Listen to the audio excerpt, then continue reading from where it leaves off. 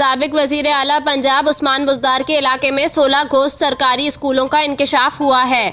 उस्मान बुज़दार के इलाके खरड़ बुज़दार में 16 घोस्ट सरकारी स्कूलों में बुज़दार खानदान ने डेरे बना रखे हैं।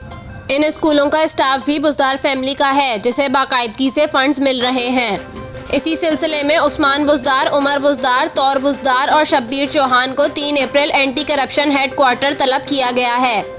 एंटी करप्शन हुकाम के मुताबिक साबिक सूबाई वजीर हाफिज मुमताज़, ख्याल कास्त्रो, साबिक MPA लतीफ़ नज़र, मलिक उमर फारूक और शकील शाहिद के खिलाफ भी घपलों की तहकीकात जारी हैं और आइंदा हफ्ते गिरफ्तारियां शुरू कर दी जाएंगी।